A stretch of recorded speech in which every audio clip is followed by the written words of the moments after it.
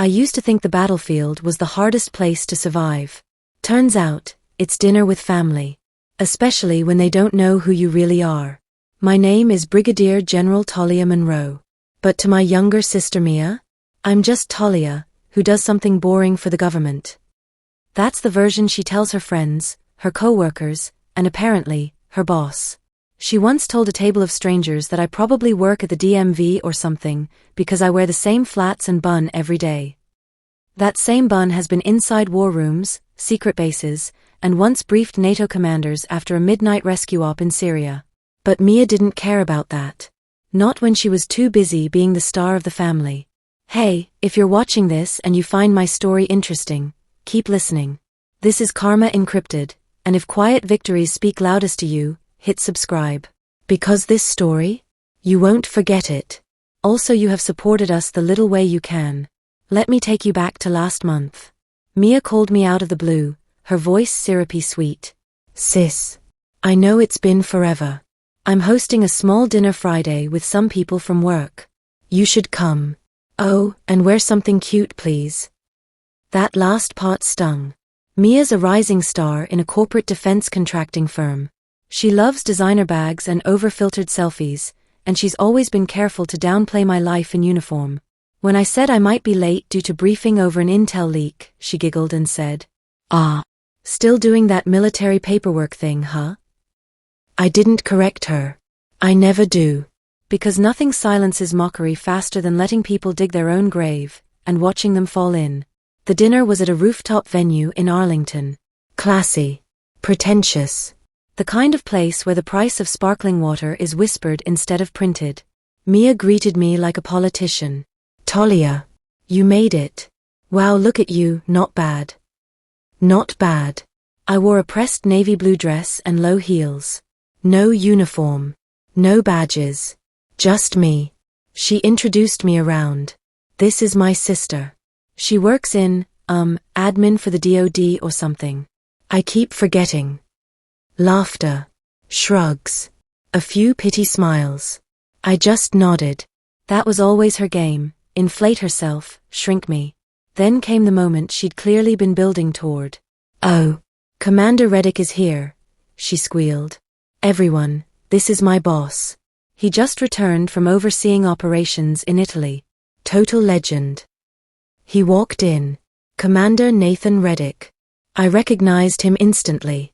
He, on the other hand, didn't recognize me right away. Not until he got close. His eyes narrowed. His posture shifted. And then, he stood still. Straightened. And saluted. Ma'am, he said. I didn't expect to see you here. The room froze. My sister blinked like someone hit her with a flashbang. What? She muttered. Commander Reddick turned to her and said, Mia, you didn't tell me your sister was Brigadier General Monroe. She oversaw the Mazar-i-Sharif evacuation. One of the finest officers I've ever worked under. Dead silence. Mia's wine glass slipped slightly in her fingers. Oh, I didn't realize. I looked at her calmly. You never asked. What followed was a glorious, slow unraveling of everything she thought she controlled. Commander Reddick launched into full admiration mode. General Monroe, it's an honor. I still remember your field directive during the Italian cyber breach. We use your strategy slides during training. Everyone turned. Suddenly, the invisible woman at the table became the sun. Questions. Compliments. Or, Mia tried to laugh it off. Talia, why didn't you say anything? I leaned back. Didn't seem like the time to talk about army stuff.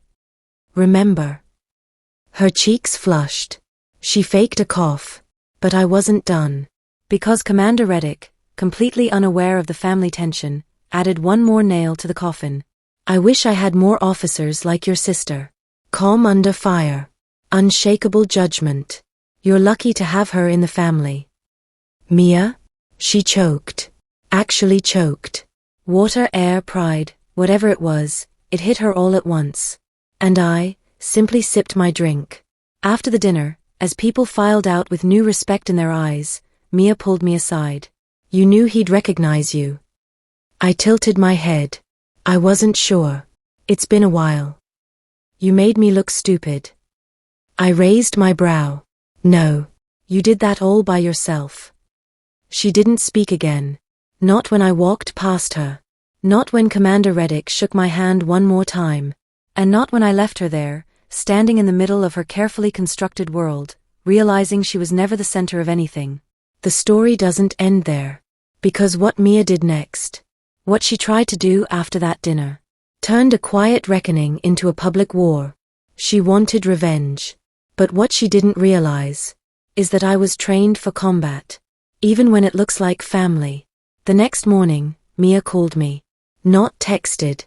Called. Which meant either someone had died or she was about to do something spectacularly fake. Hey sis, she chirped. About last night, wow right? You were amazing. I had no idea. I didn't respond right away. I was reviewing operational readiness reports from 2 overseas bases while balancing a morning espresso. My mornings didn't allow for fluff. So, she continued, I was thinking maybe we could do brunch this weekend? Just us. I feel like I owe you one. She never said that. Not once in 39 years. I accepted anyway. Because in my world, the most dangerous moves always come wrapped in charm. Brunch was at a sunlit cafe in Capitol Hill. A little too visible for comfort. Mia wore an off-shoulder dress and arrived 10 minutes late. I wore the same navy blouse she once mocked. She opened with a compliment. You really blew everyone away. Nathan, Commander Reddick, hasn't stopped talking about you. I stirred my coffee slowly. She smiled tightly. Must be nice, having people salute you. There it was. The envy. The wound I didn't create but apparently had to carry. I earned it, I replied simply. She took a long sip of her mimosa. And now, everyone at work's obsessed with you. I tilted my head. That bother you? No. Just, it's a lot. I've been building something here, you know?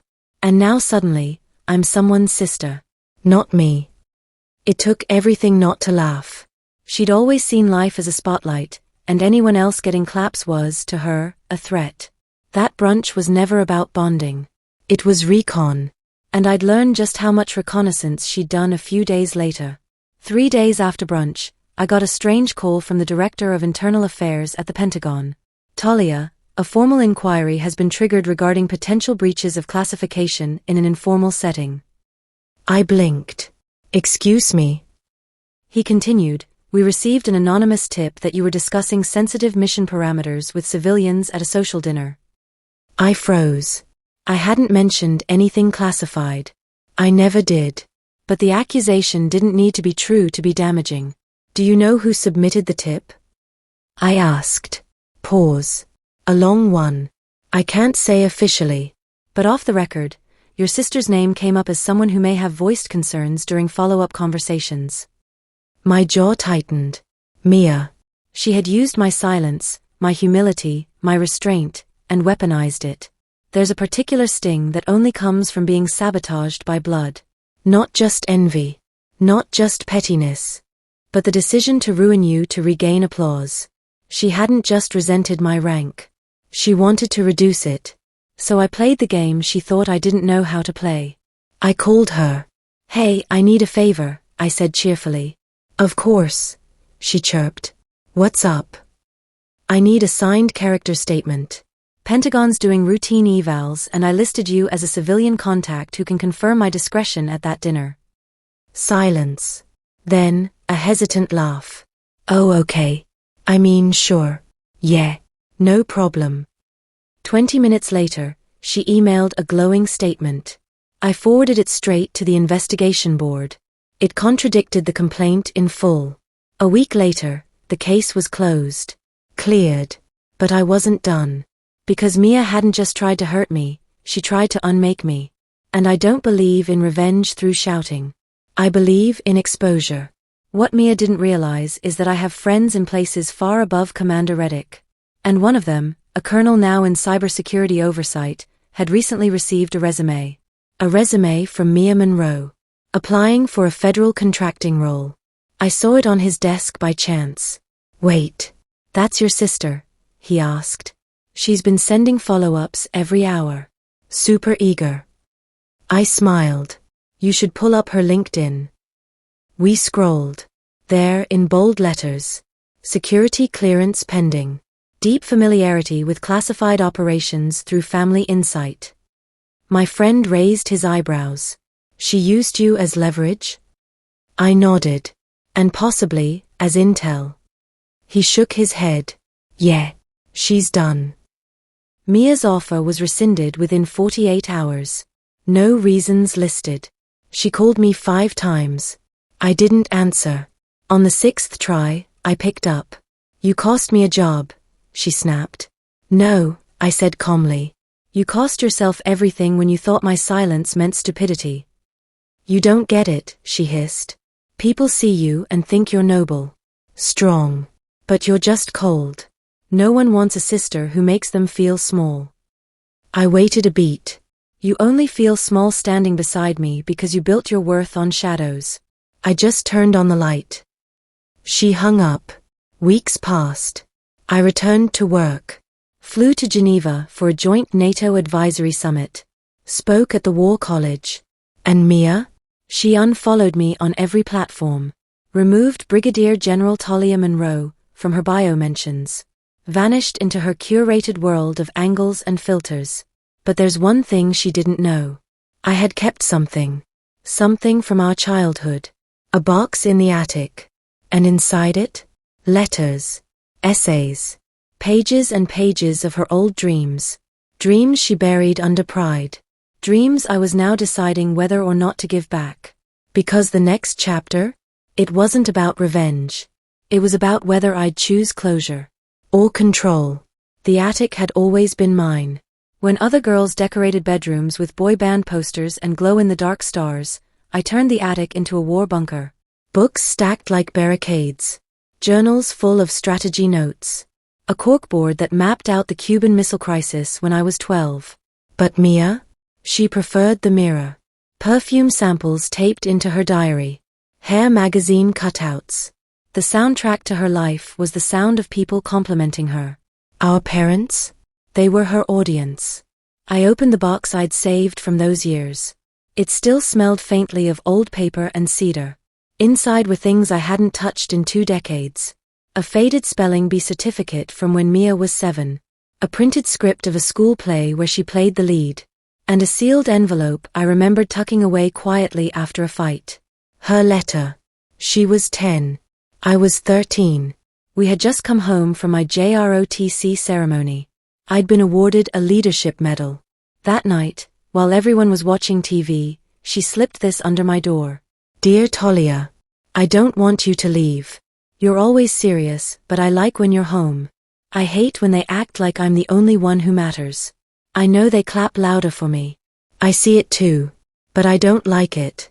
I wish they'd see you the way I do. You're the brave one. I had never opened it. Until now.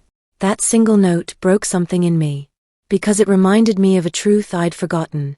Mia wasn't born resentful. She was made that way. By attention that was unearned. And applause that was constant, regardless of merit.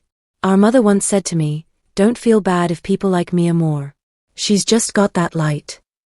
I had medals. She had charm. I had action. She had approval. By the time we were adults, we weren't sisters.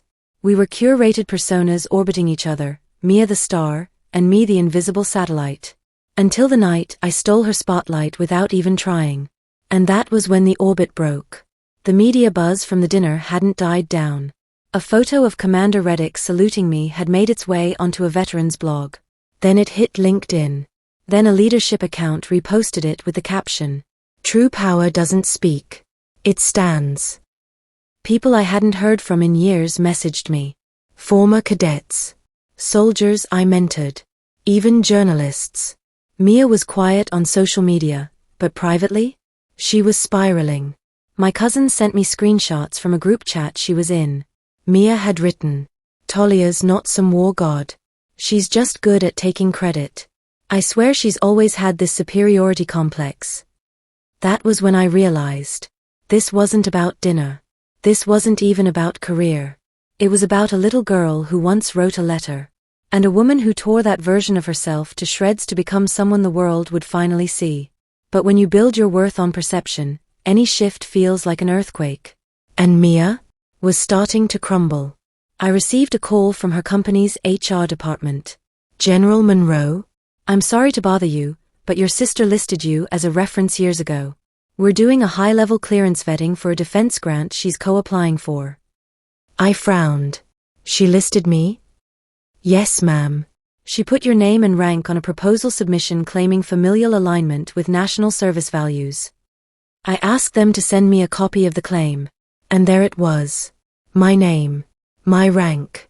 My accolades. Tied to her pitch for a contract worth millions. No permission. No heads up. Just assumption. That night, I emailed her one line. You used me again. This time, legally. No response. The next morning, her name was scrubbed from the proposal. But that wasn't the end. Because HR flagged her attempt as misrepresentation. And the internal audit they ran next revealed documents she'd altered to imply DoD collaboration on previous projects. I didn't turn her in. The system did. She was placed on administrative leave. And the house of mirrors she built finally shattered. But I didn't feel victorious. I felt hollow. Because beneath the layers of strategy, restraint, and revenge, she was still the girl who once wrote that letter. And now? She was drowning. Not because I pushed her, but because she never learned to stand without leaning on others. A week later, I mailed the letter back to her. No return address. No note. Just the handwriting of a 10-year-old girl who once loved her big sister deeply. Maybe she'd remember. Maybe she wouldn't. But my part was done. The letter arrived on a Wednesday. Not an email. Not a text. An actual letter, handwritten. From Mia. The envelope was soft pink. Same cursive she used in middle school. I didn't open it immediately. Instead, I stared at it for almost an hour, sitting at my desk inside Joint Command Headquarters, surrounded by reports on global cyber threats. It felt ridiculous that after all I'd done, commanding overseas operations, rewriting security protocols, this little paper rectangle made my hands shake. I finally opened it. Talia, you won. I'm not writing to get anything back. I just want to explain something I didn't even realize until recently. About Mom. About why she treated us the way she did. Do you remember when you got that West Point invitation in the mail? You were so excited. I was standing there. You were grinning. But Mom? She didn't smile. Later that night, I overheard them. Mom and Dad. She said she didn't want two daughters competing, because Mia's already on a pedestal she's not equipped to defend. I didn't understand what that meant until now. You were always the one meant to shine. But they pushed me out front like a mascot. Because I was softer. Easier to mold. They didn't want you to stand out. They wanted me to stand in for the whole family. I was never meant to lead. I was just the distraction. I stopped reading. Because in that moment, everything froze. I remembered that West Point letter. I also remembered Mom telling me not to get my hopes up because I was too rigid to survive a male-dominated space. I remembered Dad saying, "Let Mia have her thing. You'll be fine doing something behind the scenes." That night, I didn't cry. I packed a duffel bag and ran drills on the lawn until my knees gave out. Because I thought I had to earn their pride. But what I didn't know was that they'd already decided I wouldn't be allowed to. Mia's letter continued. I know you probably hate me. But you should know, I've been in therapy. That letter you sent? From when I was 10. I still have the original. Yours was the copy. I read it sometimes. To remember the part of me that loved you before the world gave us roles and called it family. I don't expect forgiveness. I just needed you to know. I'm sorry. I sat with that for hours. The silence in my apartment was heavier than combat silence. Forgiveness. That word doesn't come easy for soldiers. It's not part of our protocol. Not when your job is identifying threats before they escalate. But this wasn't war. It was grief. Not over Mia, but over the sisterhood we were supposed to have. I didn't write her back. Not immediately. But a week later, I called our parents. First time in years. Dad, I said. Do you remember when I got into West Point? He hesitated. Sure. Do you remember telling me not to pursue it too hard? Pause. That was a long time ago. That wasn't an answer. Silence. Then, we just didn't want you two fighting. You were always so competitive. You would have overshadowed her. There it was. He said it without shame, without understanding what that did to me. Dad, I didn't overshadow her, I said. You put her in the sun and told me to stay in the shed. I ended the call. No explosion. No dramatics. Just a calm click of finality. And then I wrote one line to Mia. You weren't the distraction. You were the buffer. She replied with a single emoji. A broken heart. Weeks passed. Spring arrived in D.C. I received an invitation to speak at a Women in Defense Summit. Not unusual. But this time, the theme was redefining strength. I agreed. And for the first time, I spoke about Mia. Not her name. Not her story. But her impact. How the loudest pain often comes not from enemies, but from silence in the people we love most. And how strength isn't always in standing alone. Sometimes it's in letting others know you hurt. After my speech, a young officer approached me. She looked no older than 23. Ma'am, she said, I just wanted to say, I've always felt like the invisible one in my family. You made me feel like I wasn't crazy. I nodded. You're not invisible. You're just surrounded by people wearing blindfolds. She smiled and walked away a little taller. Later that night, I received a photo message from Mia. It was the attic. My attic. The corkboard, dusty but intact. Underneath, my old JROTC medal. And a post-it. On it, she'd written, I see you now. It was late June when the headlines broke. Top defense firm under review after internal audit reveals data misuse. The company's name wasn't mentioned directly. But I knew. And I knew who was caught in the middle. Mia. I didn't hear it from her. I read it in a government security memo forwarded to my office. A flag had been raised during vetting for a routine contract renewal. A junior employee at her firm had submitted a report about misfiled client credentials, connected to Mia's department. The timing wasn't lost on me. I hadn't spoken to her since the letter and her photo of the attic. We hadn't fought. We hadn't reconciled. We were simply paused. So I was surprised when she called. She sounded tired. Not defeated, just drained. The kind of exhaustion that doesn't come from work, but from pretending you're still in control long after you've lost the wheel. I'm not calling to ask you for help, she said. That was her first sentence. That's a good start, I replied, trying to keep it light. She laughed weakly. I didn't know how much I'd tied my self-worth to perception until it collapsed. I didn't say anything. She continued. They took me off the grant project. My boss said the company's image is fragile right now, and my name was becoming distracting. You believe that? Distracting. After I gave them 6 years. I chose my words carefully. Mia, you built your brand on applause. Not on substance. That works, until it doesn't. I know, she whispered. That's what scares me. She came over 2 nights later. First time she'd stepped inside my home in more than 5 years.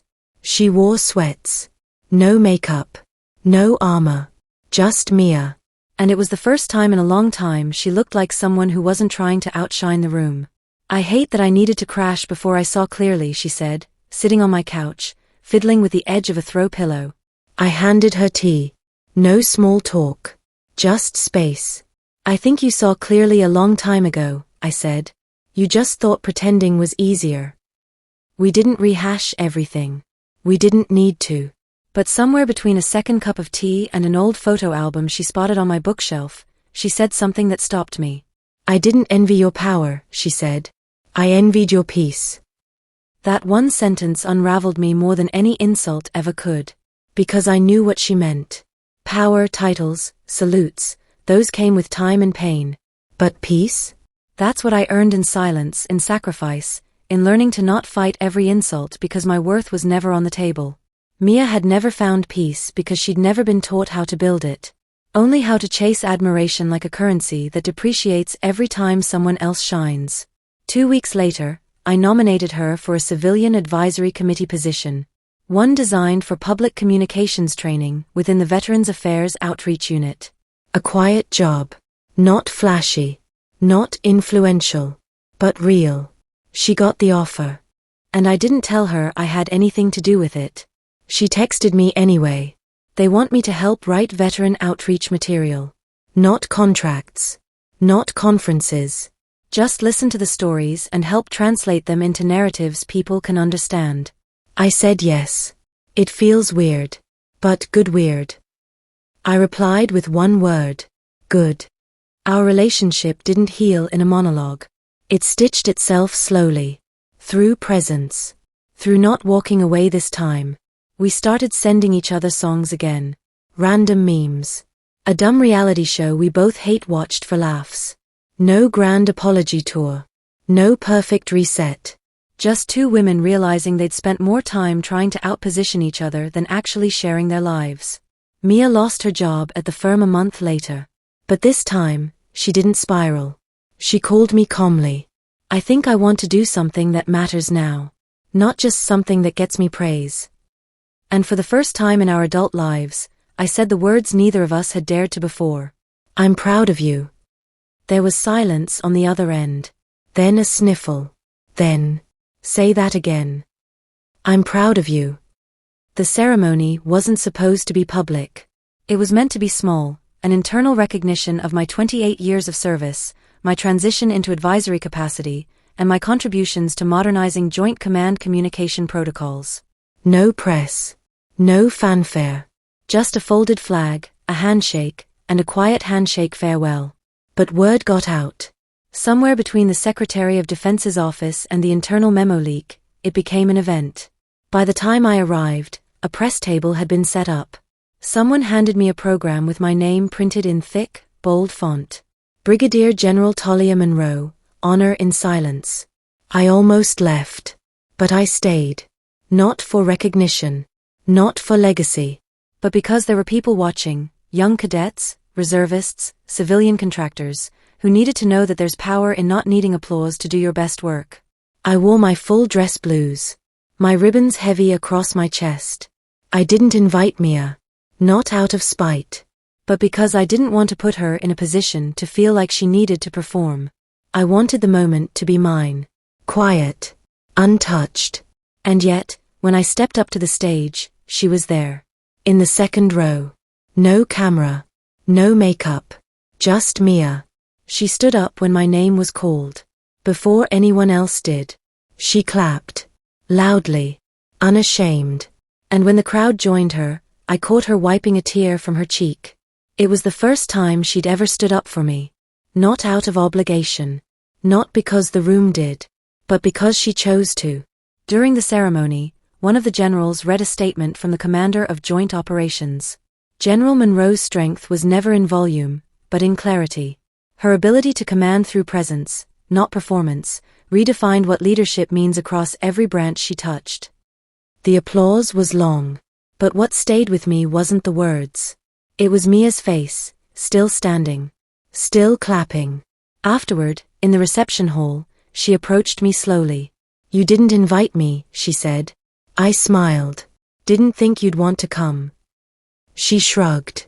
I almost didn't. But then I remembered, the girl in the attic. I raised an eyebrow.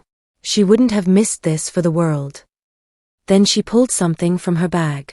A small, crumpled envelope. I found it tucked in one of your old JROTC manuals, she said. Open it when you're alone. I nodded. We hugged. The kind you feel in your ribcage. And then she left.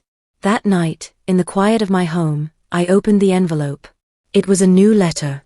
Talia. There's no spotlight bright enough to outshine your quiet brilliance. I spent most of my life trying to prove I belonged. You never needed to prove a thing, you simply led. I see that now. I respect that now. And most importantly, I love you. Your sister, always. Mia. I folded the letter and placed it in the same box I once found hers in. Only now, That box didn't feel like a memory vault. It felt like a bridge. A week later, I saw Mia on a VA campaign poster, smiling beside a veteran in a wheelchair, helping him craft his story for public outreach. No filters. No branding. Just her. Present. Rooted. Seen. We still fight sometimes. Old habits. But now, we call each other out with love. And when people ask me how I handled years of being overlooked, underestimated, even used, I say, sometimes, the world puts you in the background so you can study the entire stage. And when your moment comes, you won't need to steal the spotlight. You are the light.